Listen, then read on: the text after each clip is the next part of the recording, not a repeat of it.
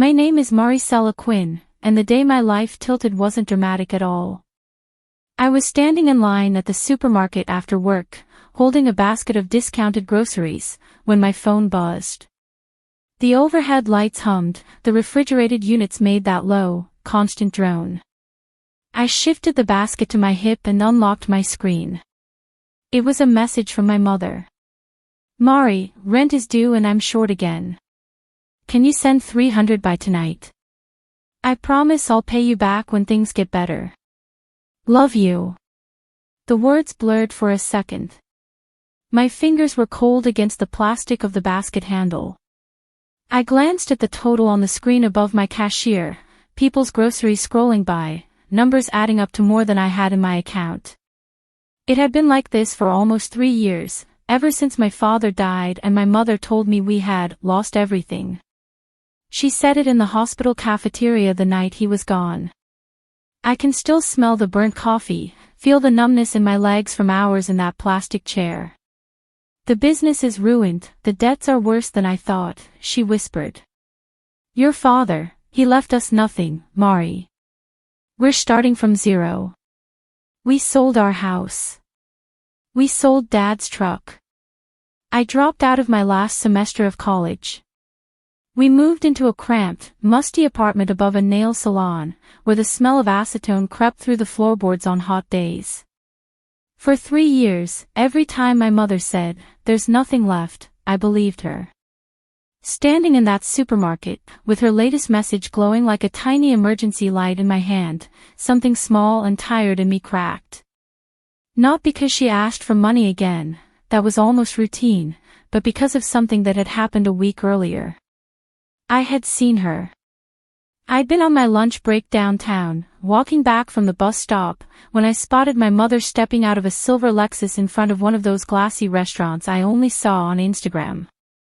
She was with a friend, laughing, her hair freshly colored, wearing a coat I knew wasn't from the thrift store. The coat had that stiff, expensive structure you can recognize even from across the street.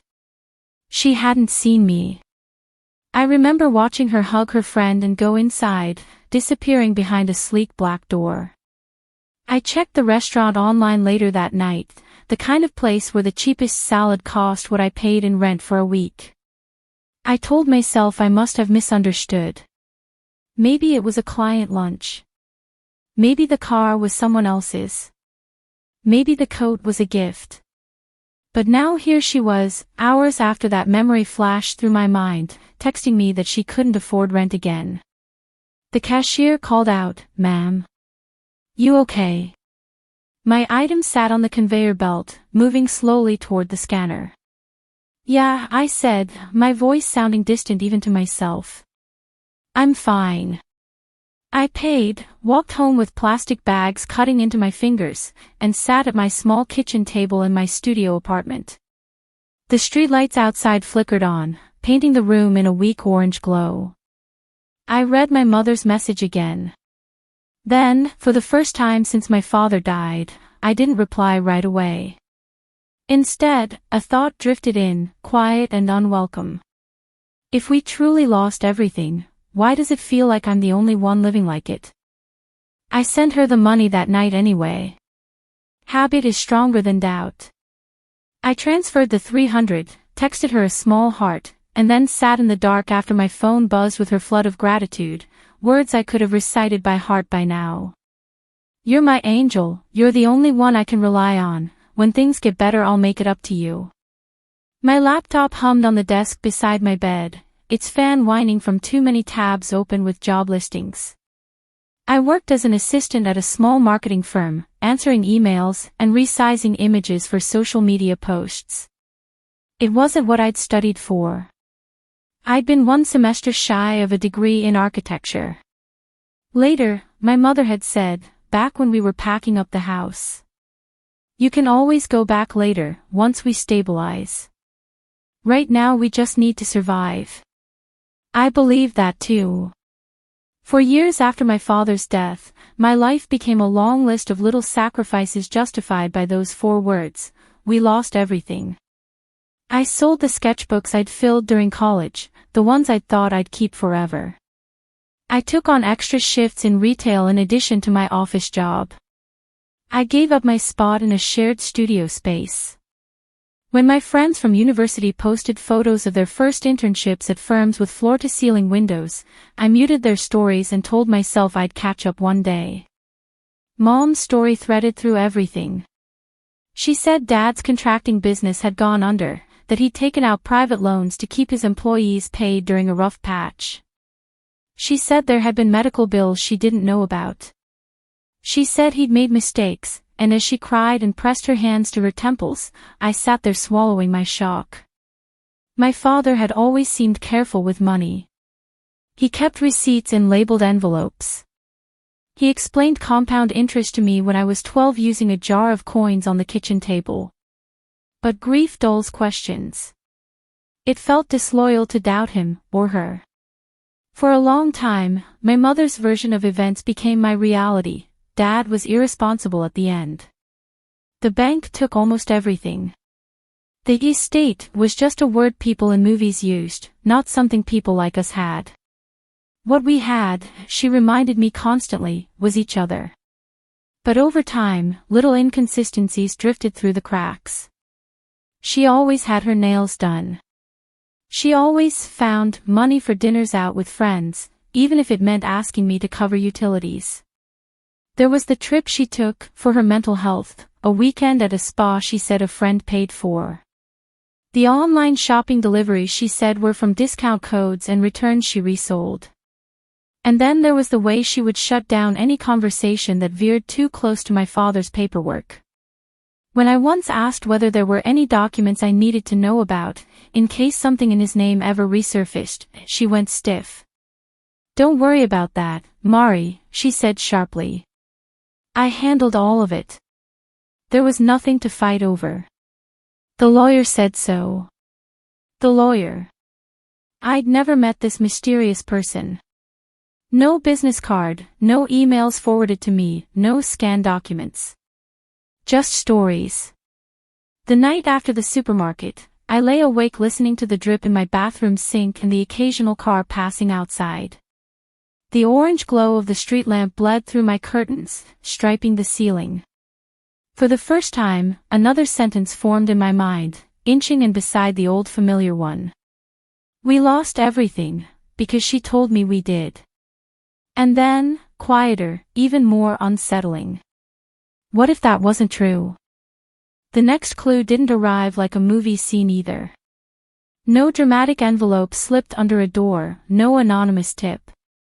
It came in my email inbox, mixed between a newsletter I never opened and a discount from a brand I couldn't afford. Subject line, important, dormant account notification. It was from Horizon First Bank, the same bank my parents had used for as long as I could remember. I almost deleted it, assuming it was spam. But the account number looked strangely familiar, like something I'd seen on an old envelope years ago. The email explained that an account under my name, opened when I was a minor, had been inactive for an extended period. If I wanted to keep it open, I needed to confirm my details or visit a branch. An account under my name. I read the line twice, my fingers hovering over the trackpad. I called the number listed, expecting to be bounced around or told it was some mistake. Instead, after verifying my information, the representative's tone shifted. "Yes, Miss Quinn," she said. "It's a custodial savings account your father opened for you when you were 13. It's currently at, well, we're required to notify you before any further changes because you recently turned 25. My heart thudded. "Can you tell me the balance?" "I'm afraid I can't give you that over the phone. You'd need to come in with ID. I stared at the chipped paint on my wall. A custodial account. My father opening something for me. The timeline didn't match the narrative I'd been fed about debts and nothing left. I booked the first appointment I could for my lunch break the next day. The bank smelled like polished floors and printer ink. The chairs in the waiting area felt too soft after my sprint from the bus stop. When my name was called, I followed a young man in a crisp shirt to a small glass office. He typed my information in, the clack of keys loud in the quiet. "Here it is," he said finally.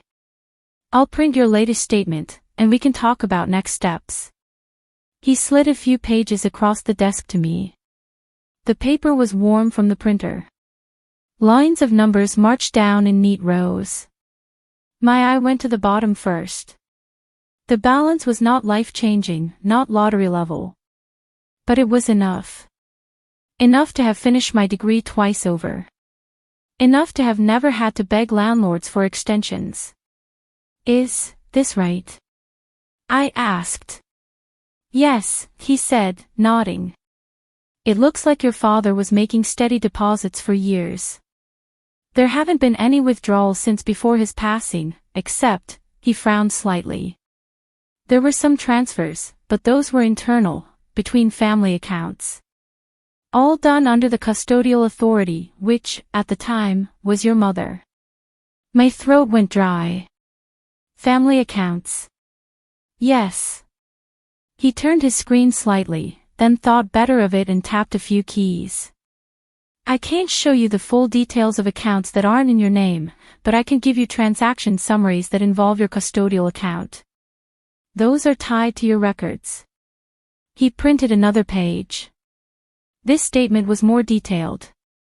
I recognized my own account number at the top, and below it, a list of transfers with matching dates and partial account numbers I didn't recognize, but one field I did. Recipient, Quinn, Elena, personal checking. My mother. Rows and rows of it. Transfers labeled estate allocation, asset consolidation, amounts that made my stomach twist. Some of them dated just weeks after my father died. The same month she'd sat in that hospital cafeteria and whispered that we had nothing.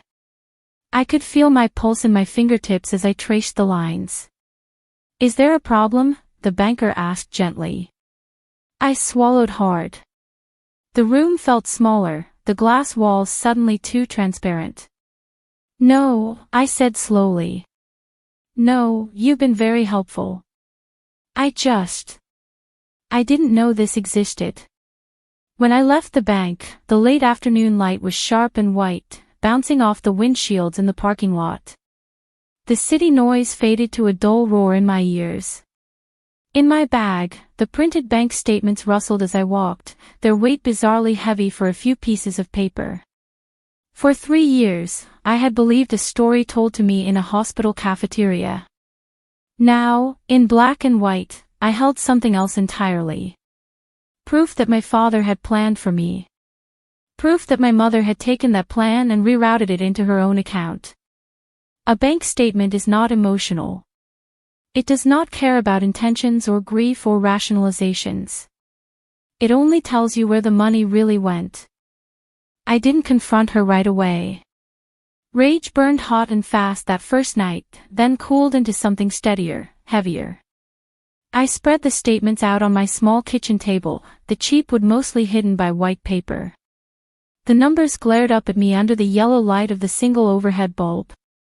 There was the date of my father's death. There, 3 weeks later, the first transfer out of my custodial account into my mother's checking. Another one a month after that. A large one labeled estate finalization, followed by a series of smaller transfers over the next year. I thought of every bill I'd paid. Every shift I'd taken. Every time she'd told me, "We're in this together." Grief is complicated. People make messy choices in pain. I tried to tell myself that. But the pattern on the page looked less like desperation and more like strategy. Before I did anything, I wanted someone who understood more than I did to look at it. So I made an appointment with a lawyer. It felt surreal, walking into that downtown office in my cheapest blazer, clutching a folder like a lifeline. The lawyer, a calm woman in her 40s named Andrea, listened without interrupting as I explained my father's death, the story I'd been told, and what I'd found at the bank. Then she read through the documents in silence. Finally, she set them down and folded her hands. "Marisela, your father's will, do you have a copy?" "No," I said. "My mother always said there was nothing." That the lawyer told her there weren't any assets left after debts and hospital bills. Andrea's mouth tightened slightly.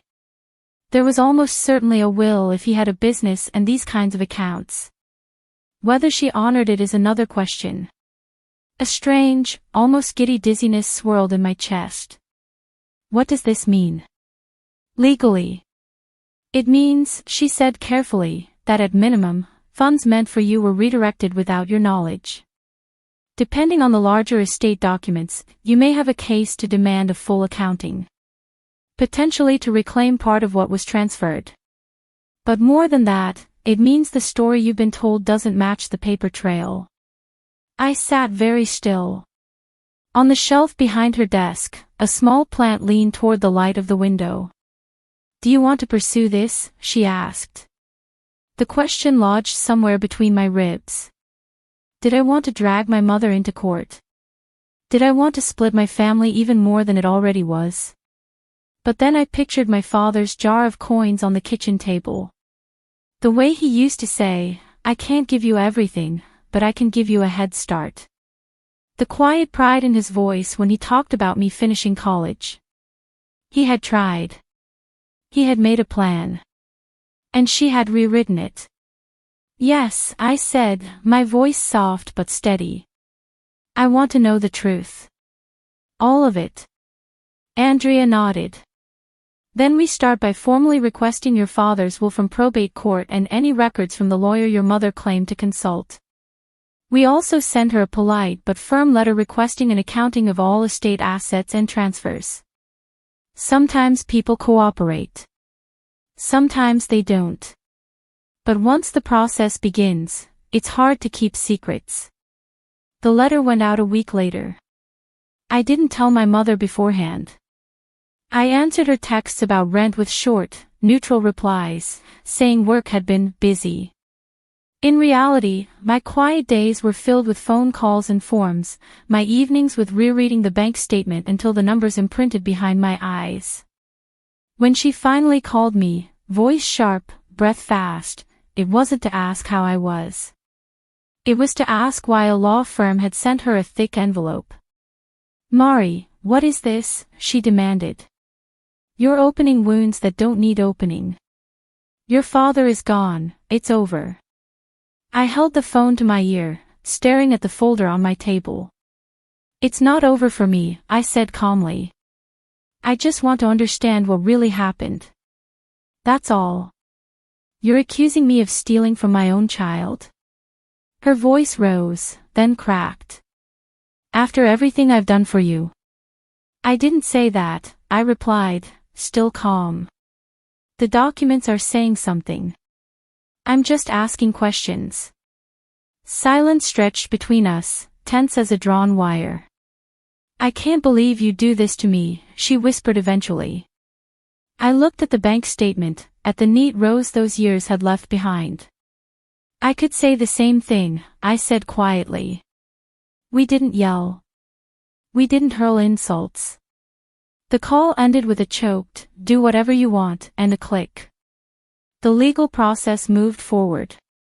There was no dramatic courtroom showdown, not at first, just letters, disclosures, copies of my father's will finally surfacing. In it, he had specified a percentage of his business sale and savings to be placed into a trust for me, to be used for my education and housing. The trust had been dissolved prematurely. The funds redirected. All under my mother's signature. The revenge, if that's what you could call it, wasn't a plot I staged. It was simply the truth, brought into light piece by piece, until there was nowhere left for it to hide. In the end, there was no single day where everything exploded. Instead, there was a mediation session in a plain conference room, the carpet a neutral gray that seemed chosen specifically not to offend anyone. My mother sat on one side of the table with her lawyer, I sat on the other with Andrea. A pitcher of water sweated faintly between us. My mother looked smaller than I remembered, but also strangely polished, hair done, makeup careful. Her eyes, when they lifted to meet mine, carried equal parts hurt and something else I couldn't name. On the table lay copies of the bank statements, the will, the trust documents. Proof lined up in quiet piles. The mediator spoke in a low, even tone, explaining the purpose of the meeting. My mother's lawyer framed her actions as misguided but well-intentioned, emphasizing the shock of my father's death, the pressure she'd been under, the debt she claimed she'd been terrified of. But there were no debts on record matching those amounts, Andrea pointed out calmly. And no court documents supporting her story. My mother flinched. When it was my turn to speak, I didn't look at the lawyers. I looked at her. Mom, I said softly, if you had told me the truth, that there was money, that you were scared, that you didn't know how to handle it, I would have sat with you and figured it out. I would have understood if we needed to pay for the funeral, or the business, or whatever else. But you didn't tell me that. You told me there was nothing. You let me drop out, move into a tiny room, give up on plans Dad made for me. All while you moved the money into your own account. Tears gathered in her eyes, but she didn't let them fall. You don't understand what it was like, she whispered.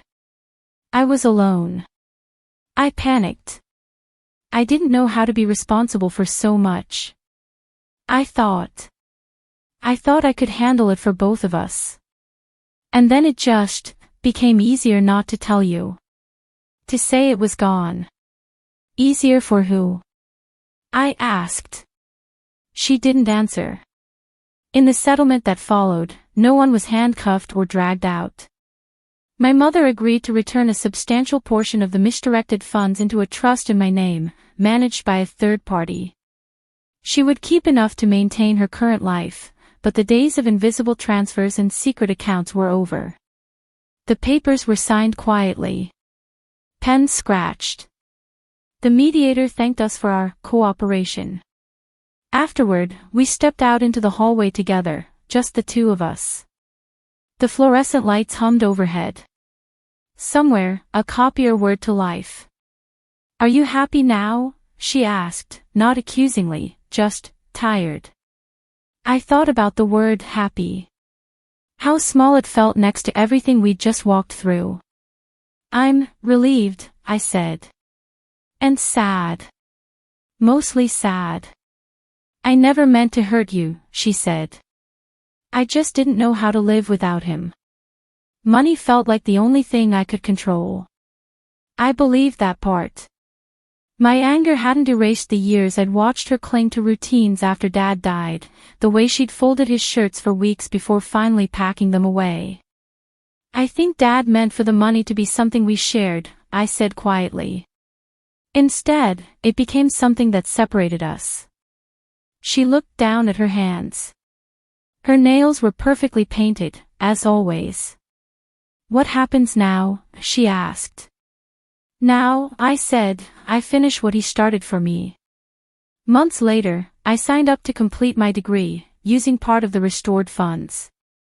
I moved into a small, sunlit studio closer to campus. I bought new sketchbooks and let my hands remember how to draw lines that became walls, doors, windows. The trust agreement meant I couldn't blow the money on impulse, and honestly, I was grateful for that. It felt less like winning a battle and more like reclaiming something that had always been meant for me. My relationship with my mother didn't magically heal. We spoke sometimes, birthdays, holidays, cautious phone calls where we avoided the word inheritance and stuck to weather and recipes. The betrayal sat between us like a piece of furniture neither of us wanted to move. But I learned something important in the quiet aftermath. For years, I had lived under a story someone else wrote, we lost everything. A story that turned me into a victim of circumstances, of fate, of bad luck and bad timing. The bank statement, cold and factual, did something strange. It shattered that story, but it also handed me a pen. I couldn't go back and give my past self her missing semesters, her lost sleep, the years of stretching every paycheck until it squeaked. But I could decide what the next chapters would look like. I kept the original statement in a folder in my desk, along with the settlement papers and a copy of my father's will. Not as a trophy, not as a wound I wanted to reopen, but but as a reminder. Numbers don't define love. But they do reveal choices.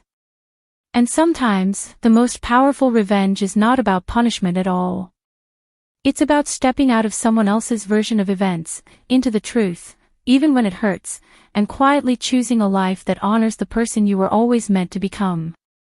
On the day I submitted my final project for graduation, I walked home at sunset, the city washed in soft gold. My phone buzzed with a message from an unknown number. It was a photo from one of my father's old coworkers, a picture of him at the construction site, grinning, a steel frame rising behind him. "Your dad would be proud," the message read. "He always said you'd build something beautiful." I stood there on the sidewalk, the sky streaked pink above the roofs, and let the words settle in my chest. This time, the story didn't come from someone's fear or shame or hunger for control. It came from a place of simple truth. And that, more than any settlement or document, was the ending I needed.